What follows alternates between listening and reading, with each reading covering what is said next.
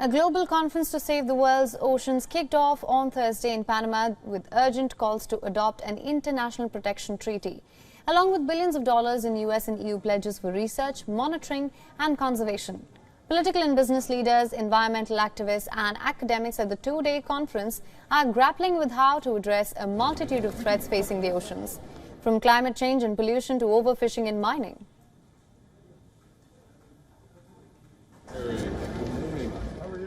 That the climate crisis and the ocean crisis are really one and the same.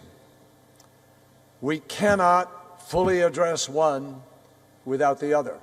51% of the oxygen that we breathe, at least today, comes from the ocean. And we have parts of the ocean where there are dead zones, where nothing grows, where there is no oxygen, in more than 500 different parts of this planet. Now, the former Secretary of State announced U.S. commitments of nearly $6 billion across 77 projects to protect the high seas in 2023, including technical cooperation to facilitate green shipping corridors. U.S. climate envoy announced that the United States, Panama and Fiji are in talks to create this corridor.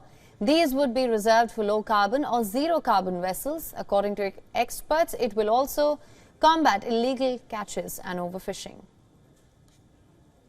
The mission now is to get more serious, to come together, to double down, to pick up the pace, to implement real projects and deploy real money, which enables us to further enhance global ambition, hold everyone accountable, and build the security for the future that our citizens demand and have a right to.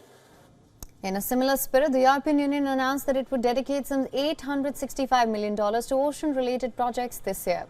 A large slice of the EU money will go towards research to protect marine biodiversity and address the impact of climate change on the seas, while the rest of the fund will help launch the Sentinel IC satellite to observe ice melt and monitor climate change effects. Meanwhile, on the eve of the conference, representatives of the European Union and the United States, Latin America and the Pacific Islands called for a treaty on the high seas to be signed as soon as possible, which has been under discussion at the United Nations for more than 15 years. Delegates have been meeting in New York since February 20 to conclude a text in the latest round of talks due to end today. Let me explain to you why this treaty holds such importance. Covering 3/4 of the year, the oceans are home to 50 to about 80% of all life on planet and provide nourishment for more than 3 billion people. So the high seas is the area which does not come under the jurisdiction of any country, and they represent more than 60% of the oceans and nearly half of the planet. That is why there's need for a treaty to be signed on how we can protect this part of the ocean from getting polluted, which will ultimately harm the planet. WION is now available in your country. Download the app now. Get all the news on the move.